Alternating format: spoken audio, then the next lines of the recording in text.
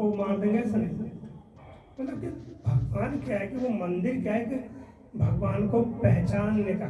जैसे आप ठीक है, आपको पता है कि प्रधानमंत्री है, लेकिन उसका एक घर है प्रधानमंत्री के, हमको पता है ना प्रधानमंत्री रहते हैं, पूरी सत्ता तो फिर पूरे भारत में प्रधानमंत्री की शक्ति काम कर रही है ना। तो वैसे ही मंदिर क्या है, भगवान का एक कह लीजिए घर है।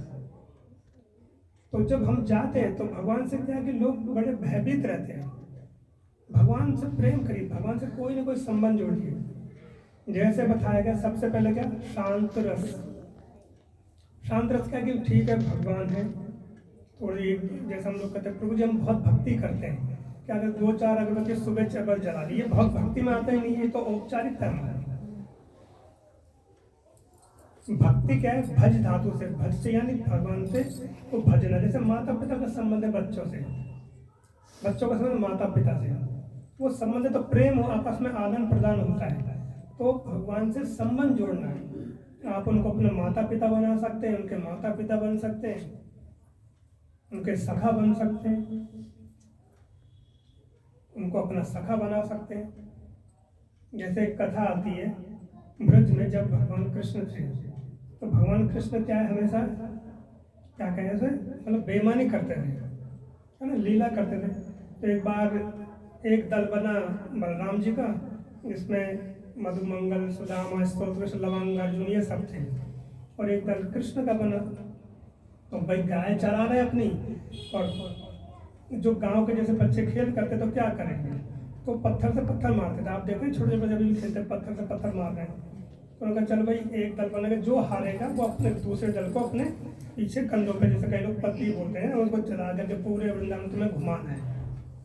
उनका ठीक है। पहली बार में क्या हुआ कि बलराम जी का दल हार गया, तो मधुमंगल पर कृष्ण चढ़ गए, पूरे वृंदावन के चक्कर लगाए, उन्होंने घूमे, फिर दोबारा खेले। दूसरी बार में क्या हो गया कि कृष्ण का दल हार गया, तो भगवान ने बेईमानी कर दी, भगवान हम तो नहीं चढ़ा रहे तो बोले कि हम तो नंद बाबा के भैया पुत्र हैं, नंदराज के पुत्र हैं, हम तो यहाँ के राजा हैं। तो मधुमंगल वाला नहीं, बाहरी तो देनी पड़ेगी तेरे को, कहा हम नहीं दे रहे। तो मधुमंगल क्या कहते हैं, न्यारी करो हरि अपनी गैया।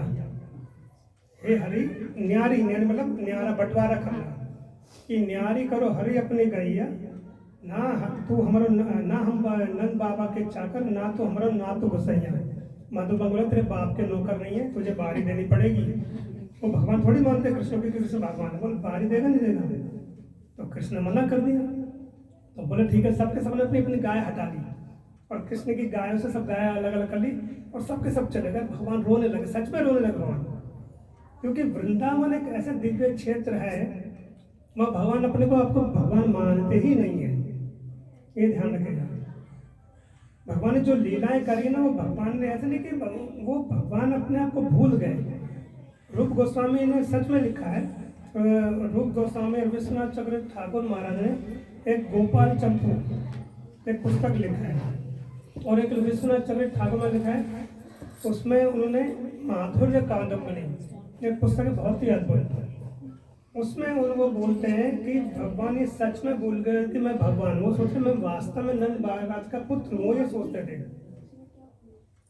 तो उनकी ऐश्वर्य शक्ति कभी कभी अंदर से लीलाएं करती थी। जैसे भगवान ने अपना रूप दिखाया ना, कि भाई जब अगासुर ने मतलब ये हो गया कि